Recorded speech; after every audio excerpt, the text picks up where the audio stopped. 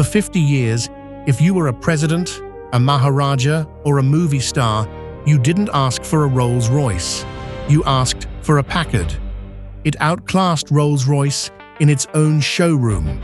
And during the war, it literally built Rolls-Royce's engines. Then, in the summer of 1958, the most respected name in American motoring rolled off the line for the last time as a warmed-over Studebaker. This is the story of how the grandest name in American cars undid itself by doing the one thing that saved its life. It started with an insult. In 1899, James Ward Packard bought a car, complained about it, and was told that if he thought he could do better, he should build his own. So he did. Within a generation, Packard wasn't just better than the rest, it was the benchmark for the entire country. Their slogan said everything in 6 words: ask the man who owns one. No horsepower figures, no price. Just the quiet confidence that the car spoke for itself. And the men who owned one were the men who ran the world. Packards carried presidents. They carried royalty across Europe and Asia. In Hollywood, they were the ultimate symbol of a rival. By the late 1920s, Packard sat at the very top of the American car business, the closest thing the New World had to Rolls-Royce, and in many rooms, more desirable. It was untouchable, which is exactly the kind of company that never sees the fall coming. Then, the money vanished. The Depression didn't just slow the luxury market, it wiped it out. The great American prestige names went under in a row. Peerless, Pierce Arrow, Marmon, Duesenberg, these weren't bad cars. They were some of the finest machines ever built. And one by one, they simply ran out of buyers because there were almost no rich men left who dared to be seen spending. Packard watched its rivals fall and did the math.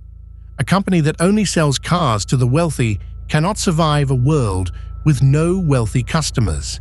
Its sales were collapsing toward a few thousand cars a year.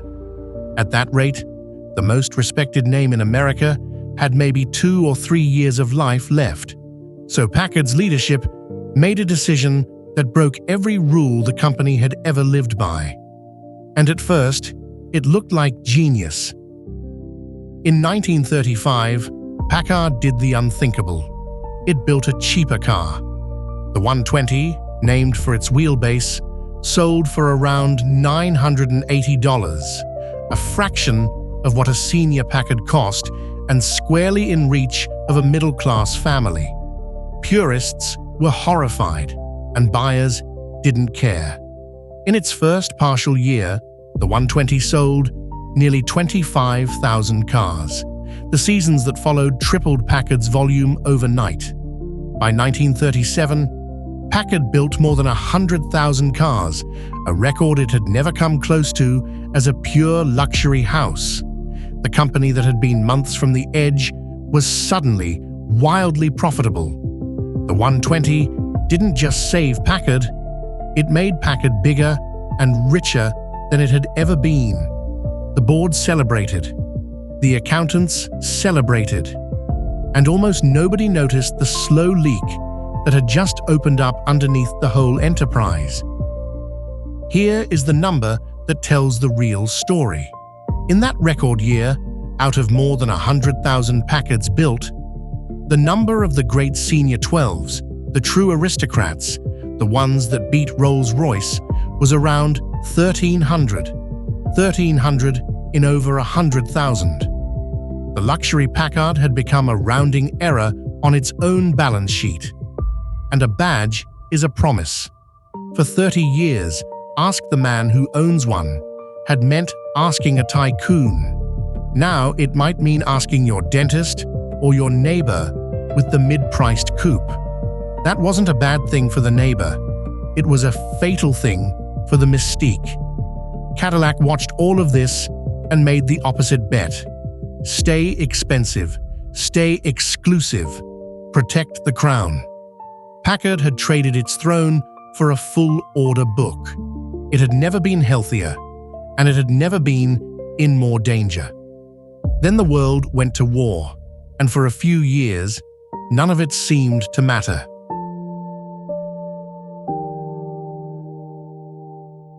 When America entered the Second World War, Packard stopped building cars and did something that should have reminded everyone exactly who they were. Britain needed engines for its fighter planes faster than Rolls-Royce could make them. So the job went to the one American company precise enough to build a Rolls-Royce to Rolls-Royce's own standards, Packard. They manufactured thousands of the legendary Merlin engines that powered Spitfires and Mustangs, and marine engines that drove the PT boats of the Pacific. Think about the irony. The American brand that spent 40 years being called the Rolls-Royce of America spent the war literally building Rolls-Royce's engines and building them beautifully. Packard came out of the war flush with cash and covered in prestige, with a reputation for engineering money couldn't buy. It had every advantage a car company could dream of, and it was about to waste all of it. After the war, every buyer in America wanted a new car and would take anything with 4 wheels. Packard sold plenty, but it made a quiet, costly choice. It kept leaning on the mid-price cars that had saved it, instead of racing back to the top to reclaim the luxury throne. Its post-war styling, round and heavy, nicknamed the pregnant elephant by its critics, aged badly next to the sharp, low modern shapes coming out of Detroit. And across town, Cadillac pounced. Cadillac had the tail fins, the V8, the image, and the discipline to stay expensive. Year by year, the words American luxury stopped meaning Packard and started meaning Cadillac. By the early 1950s, the damage showed in the one place it counted. The sort of person who once bought a Packard to announce they'd arrived was now buying a Cadillac. Packard needed a bold move to get back in the game. Instead, it found a partner. And that partner was hiding a secret.